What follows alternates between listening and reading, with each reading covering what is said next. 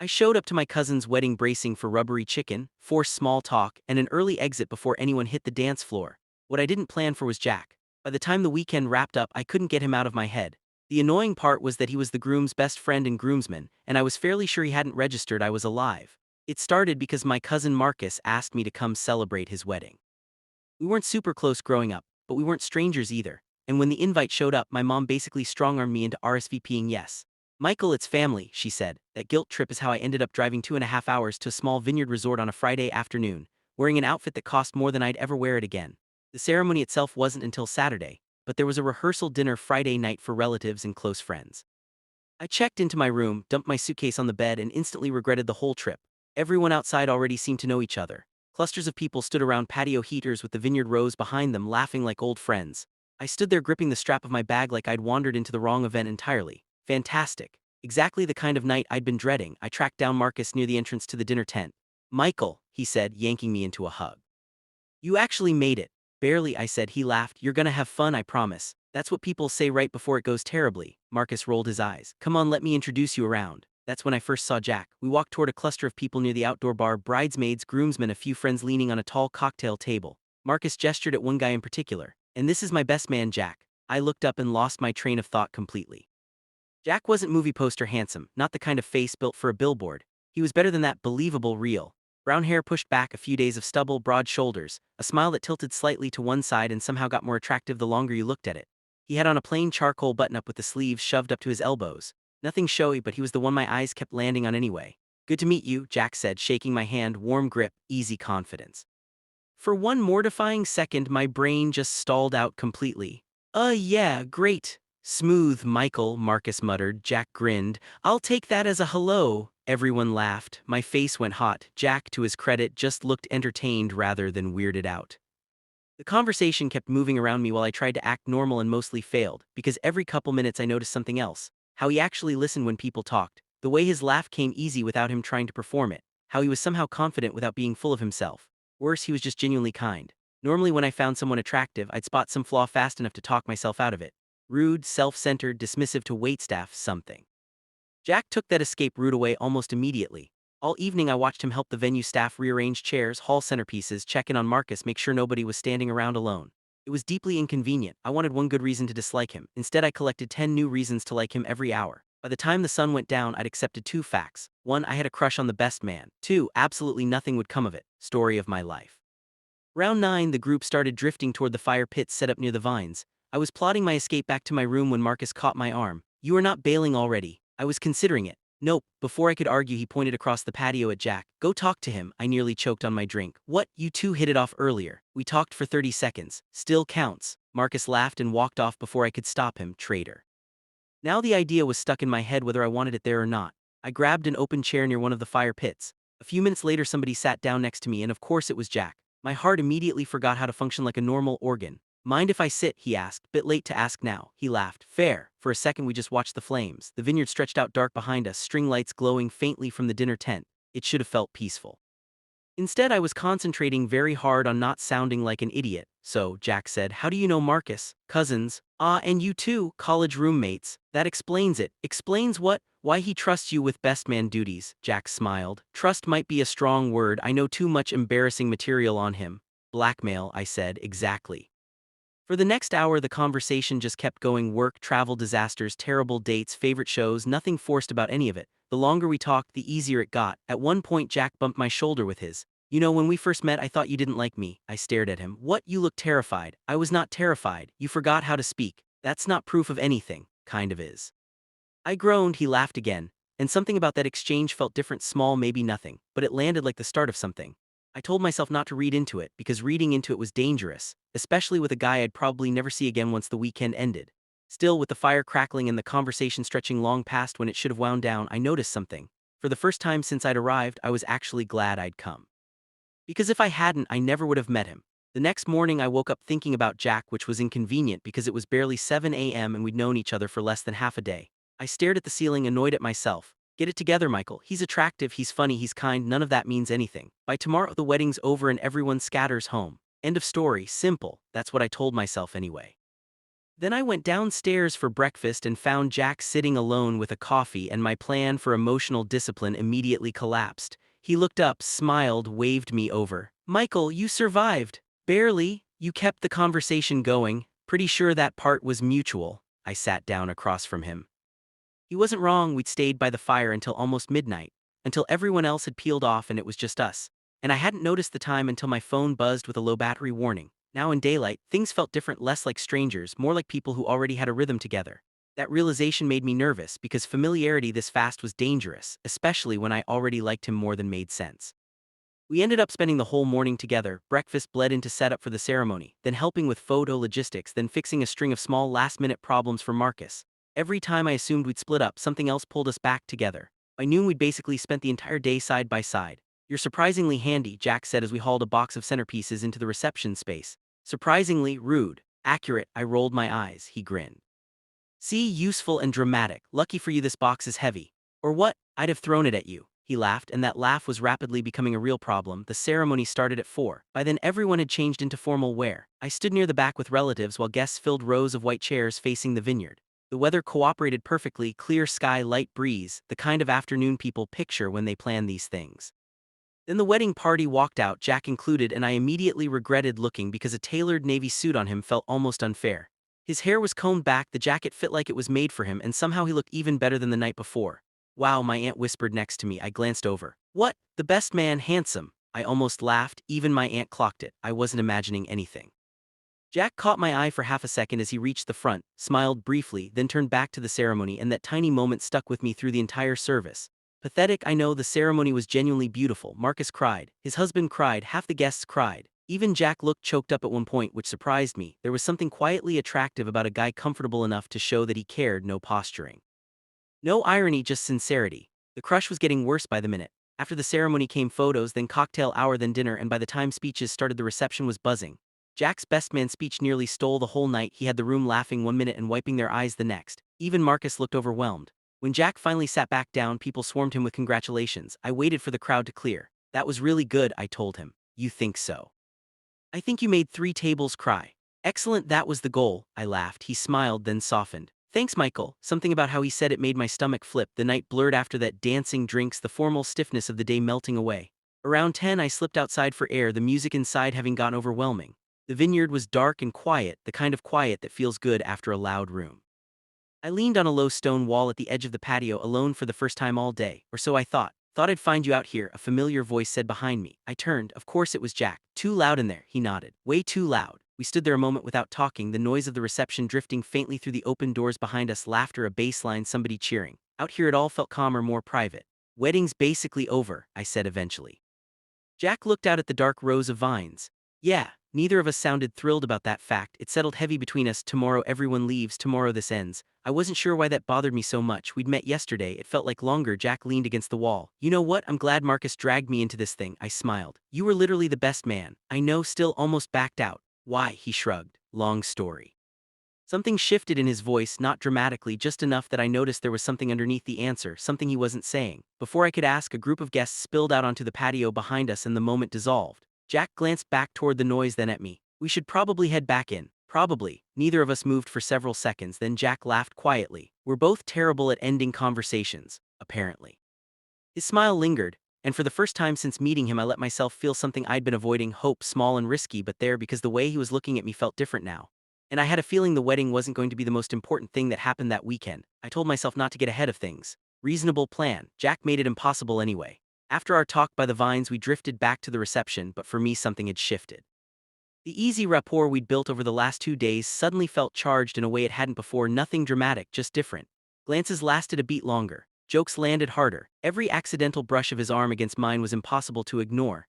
I spent most of the evening telling myself I was imagining it. Then Jack proved otherwise. The dance floor was packed, Marcus and his husband surrounded by guests, music blasting. I'd retreated to a side table with a drink when Jack appeared next to me. "Hiding again?" "I prefer observing." "Fancy word for hiding." "Maybe." He glanced at the dance floor. "Come dance." I nearly choked on my drink. "Absolutely not." "Why?" "I have dignity to protect." "I think you're exaggerating." "I'm not." "You are." He crossed his arms. "Michael." "Jack, one song." "No, half a song." I shook my head. He sighed dramatically. "You're impossible." "Thank you." That wasn't a compliment. Before I could respond, he grabbed my wrist, not forceful, just enough to pull me toward the floor. Jack, too late. 2 minutes later, I was standing in a crowd of wedding guests wondering how I'd ended up there. Except the song wasn't even good and I was somehow having fun anyway, mostly because Jack turned out to be a genuinely terrible dancer. The confident best man act vanished the second the music started. He knew it too, which somehow made it better.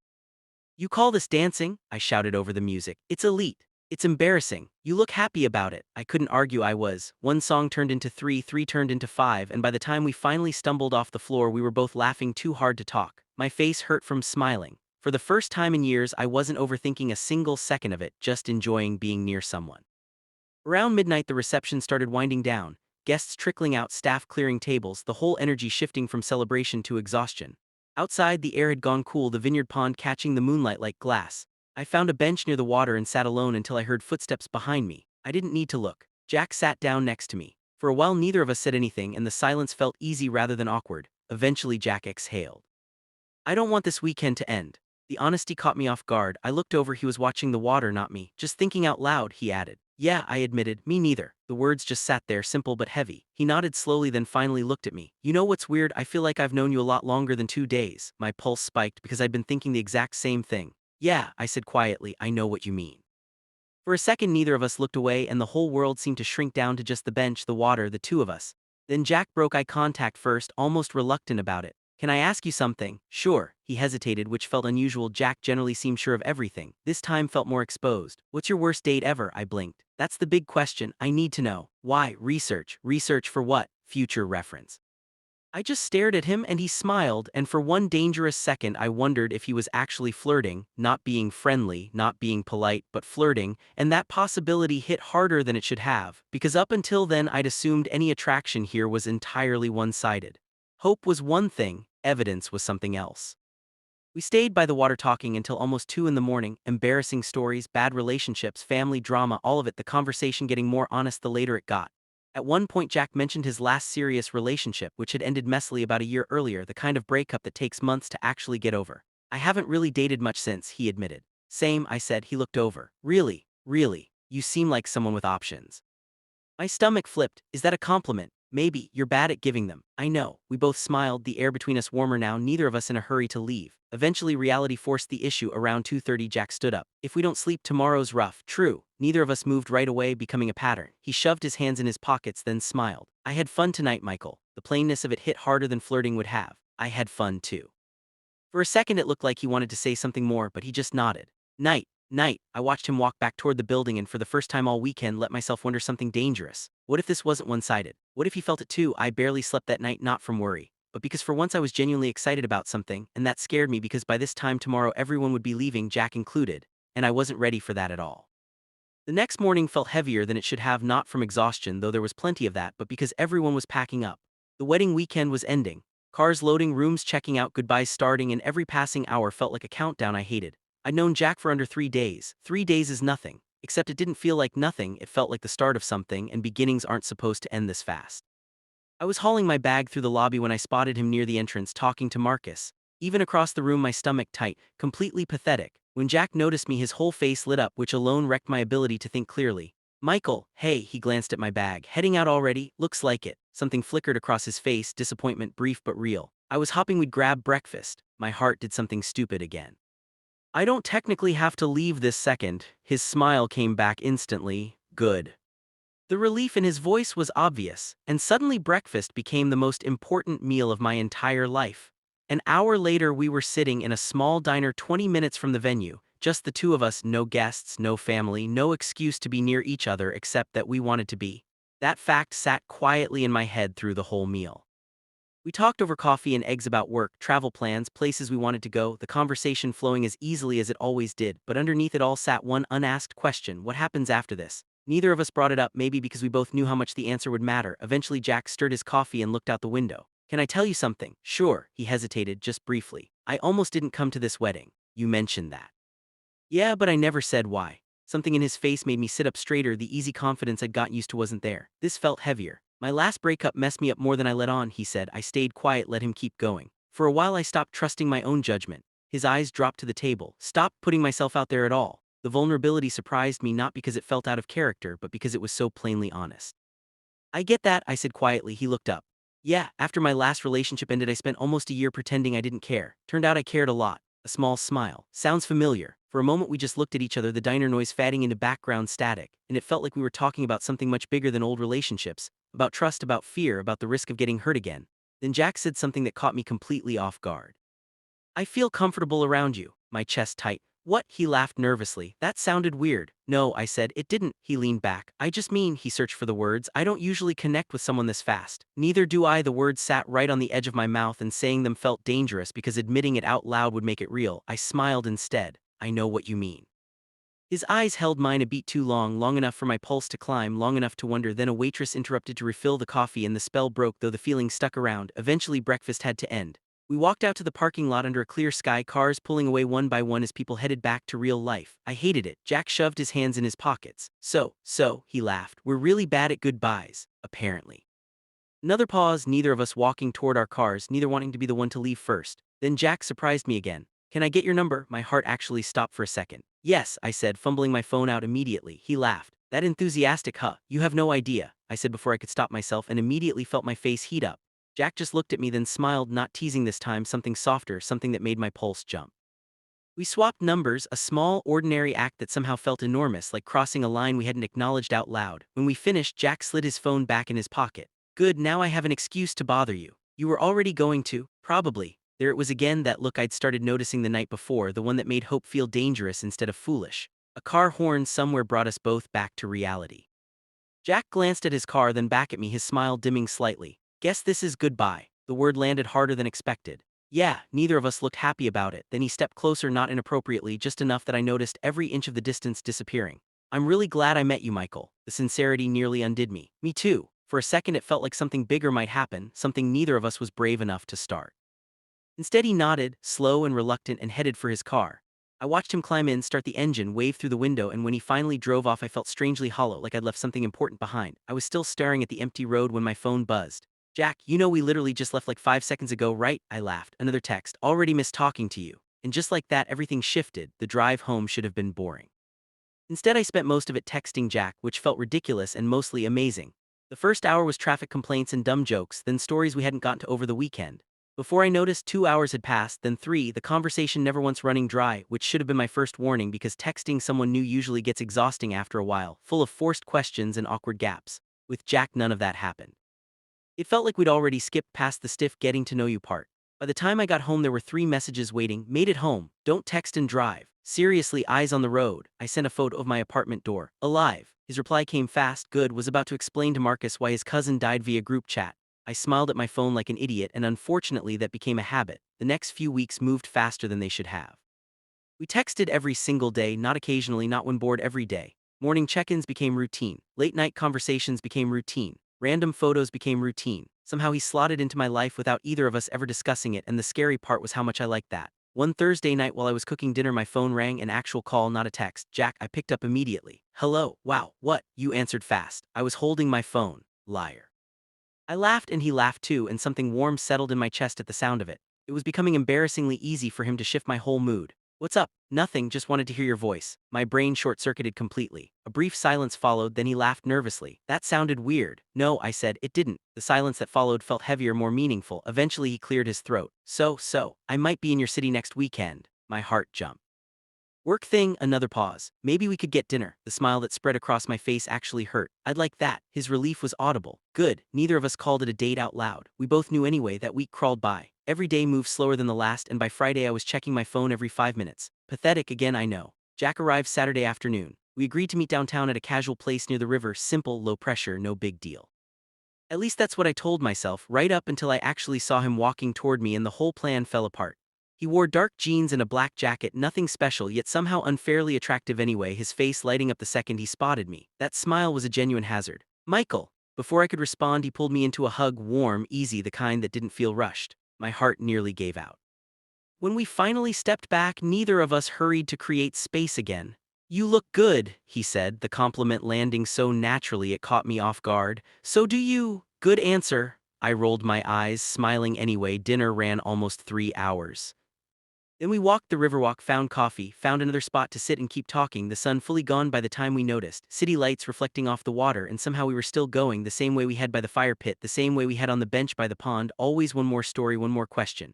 At one point Jack looked at me thoughtfully. What? Nothing. That's suspicious. A little, I narrowed my eyes. He laughed, then his expression softened. I'm really glad we kept talking after the wedding. My pulse quickened. Me too. The answer came out instantly, no hesitation, because it was true. He glanced away, almost shy, which surprised me. I was starting to realize that under all the confidence, Jack got nervous around me too. That realization changed something because nervous people care, and suddenly I couldn't ignore the possibility anymore that this had stopped being just friendship a while ago. As the night stretched on, neither of us said it outright, neither of us crossed the line, but the line had never felt thinner. When Jack walked me to my car near midnight, the tension was impossible to miss. We stood under a street lamp, neither moving, the same familiar standoff. He shoved his hands in his pockets, laughed quietly. We're doing it again. Doing what? Avoiding the goodbye. Maybe. His eyes held mine longer than usual, long enough that my heartbeat was impossible to ignore. The street felt quieter, the moment smaller, more private. He took a slow breath like he was working up to a decision, and I had the sudden feeling everything between us was about to change. For a moment neither of us spoke. Streetlight cast a soft glow over the sidewalk, cars passing somewhere in the distance, but it felt like the whole city had slowed down just for us. He looked at me, I looked back. Every conversation from the last month seemed to surface at once, the wedding, the pond, the diner, the calls, the texts, all of it. Michael, the way he said my name made my chest tight. Yeah, he exhaled, laughed nervously, surprising since I'd never seen him nervous before. Forget it. No, he smiled weakly. You started something. He rubbed the back of his neck. I had a whole speech ready. That caught me off guard. A speech? Don't make fun of me. I'm absolutely making fun of you, he groaned. I laughed, but underneath the joke my heart was racing because I knew maybe not the exact words, but enough to know this moment mattered. He shook his head. Okay, then looked right at me. No jokes, no distractions, no backing out. I like spending time with you. My pulse doubled. I like spending time with you too. He smiled but wasn't done. I mean, he paused, searching. I haven't stopped thinking about you since the wedding. The world went quiet. I stared at him, sure I'd heard right but needing to hear it again somehow. He laughed nervously. See, this is exactly why I didn't want to do the speech. I couldn't help smiling because suddenly all of it made sense, the looks, the texts, the late calls, neither of us ever wanting a conversation to end. Jack, yeah. I haven't stopped thinking about you either. The relief on his face was instant and visible, and somehow that made me even happier. For a second we just stood there grinning like idiots, neither quite believing we'd said it out loud. Then he laughed. We really wasted a lot of time. A little, a lot, okay, maybe a lot. He shook his head. I was convinced you only saw me as a friend. Seriously, yes, why? I practically forgot how to talk when we met. That's not proof of anything. Feels convincing to me. The ridiculousness of it broke whatever tension was left, and suddenly everything felt lighter, like we'd both stopped pretending. Then came the dangerous part, the silence after, because now there was a new question hanging in the air. What happens next? Jack seemed to be thinking the same thing. His eyes dropped, then came back to mine. Can I ask you something? Sure. His voice softened. Do you want this to be a date? My heart nearly gave out again, becoming a recurring issue. Smiled. I thought it already was. He laughed, relief unmistakable. Good, because I was hoping you'd say that. For a moment neither of us moved, the distance between us suddenly very noticeable, very small, very important. Then he stepped closer, not rushed, just enough. My pulse hammered against my ribs. I could see the same uncertainty in his eyes that I felt in my own chest, because despite every sign pointing this direction, it was still new, still vulnerable, still real. Michael, yeah. His smile reappeared, smaller now, warmer. Can I kiss you? The question landed harder than I expected, not because it surprised me, but because he'd asked, because he cared enough to check, and somehow that mattered more than anything else could have. I smiled. Yeah. He closed the distance. The kiss was gentle, brief, almost careful, like neither of us wanted to rush past the moment. When we pulled back, we both looked a little stunned, then he laughed, and I laughed too, mostly because I couldn't stop smiling and neither could he. Well, he said, that was worth the speech. Your speech was terrible. It worked. Fair. He grinned, the same grin that had wrecked my ability to think straight the first day we met, except now I knew it wasn't one-sided. Now I knew he felt it too. And honestly, that realization felt even better than the kiss, because for the first time since meeting him I wasn't wondering anymore. I wasn't guessing. I knew he liked me and I liked him. Simple, terrifying, wonderful, the start of something real. The strange thing about finally saying how you feel out loud is that you expect everything to shift immediately, like in a movie, like the second you kiss someone the whole world simplifies. It doesn't, not really. What changes is the certainty. The wondering disappears, the guessing disappears, and that's exactly what happened between Jack and me. The unanswered questions that had trailed us since the wedding were finally gone. Now there was just us, which was honestly a little terrifying in the best way. We sat in my car for almost another hour that night, talking, laughing, occasionally just smiling at each other for no reason at all. At one point Jack shook his head. What? I can't believe we both spent weeks pretending. Pretending what? That we weren't completely obvious, I groaned. We weren't obvious. Michael, what? You stared at me during the ceremony. My face went hot. I did not. You absolutely did. How would you even know? Because I kept looking back. That answer finished me off completely. I leaned back against the seat. Okay, fine, you win. I definitely win. Get out of my car. He laughed so hard he nearly doubled over, and somehow that became one of my favorite memories of the whole thing. Not the kiss, not the confession, just that moment, because it felt easy, natural, like two people who genuinely liked being around each other. Over the next couple of months, things moved at a comfortable pace. Neither of us wanted to rush it.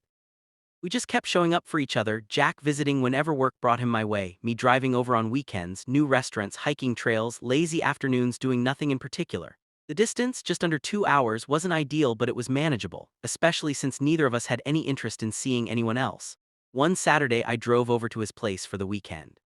He opened the door in sweatpants and a worn-out college shirt, hair a mess, looking half asleep and somehow still ridiculously attractive. Morning, morning, he stepped back. Come in. The apartment smelled like coffee, something soft playing in the background, and everything felt comfortable in a way that didn't match how few times I'd actually been there before. Breakfast, he asked. Please. I made pancakes. I stared. You cook? Of course I cook. I assumed it was all takeout. Rude. Accurate, he rolled his eyes and handed me a plate. The pancakes were annoyingly good. I hated that too. You're smiling, he said, watching me from across the kitchen. What? Nothing, it just makes me happy. My chest tight. Even 2 months in, moments like that still caught me off guard because Jack said things plainly without games, and every time it meant something. That afternoon we walked through a street fair downtown, perfect weather, crowded sidewalks, music from a small stage somewhere nearby. At one point he reached for my hand, simple and casual, and my heart still reacted the same way it had the first time he smiled at me, the same way it had by the pond, the same way it had when he asked to kiss me. He noticed, of course. You still get nervous. Maybe. Why? Honestly, because I like you and there's no point pretending otherwise anymore. That surprised him, I could tell. Then he softened and squeezed my hand. Good, because I like you too. Even after hearing it a dozen times, it never got old. That evening we sat on his balcony, the city stretched out below in strings of light, the air cool and easy. Jack had his feet up on the railing, and for a while we just watched traffic without needing to fill the quiet. Then he spoke. You know what I keep thinking about? What? The wedding, I smiled. Yeah, if Marcus hadn't invited you, he didn't need to finish, I already knew where it was going. So much had to line up exactly right. Pretty much, he laughed softly. I almost skipped it entirely. I know, you almost left after the rehearsal dinner, I groaned. Don't remind me. But you didn't. No, neither did you. For a moment neither of us said anything, just sat with the realization of how close we'd come to never meeting. One different decision, one canceled trip, one skipped weekend, and none of this would exist. Then he looked at me the same way he had by the pond, the same way he had outside my car after our first date, like there was nowhere else he'd rather be. And I knew he was about to say something that would change things again. The city lights shimmered below us, cars threading through the streets like ribbons of light, the noise from the street fair long faded. Everything felt quieter now, more intimate. Jack sat close enough that our shoulders touched occasionally and neither of us pulled away. For a long moment he just looked out at the skyline thinking, then turned to me, and I knew instantly this wasn't going to be another easy conversation.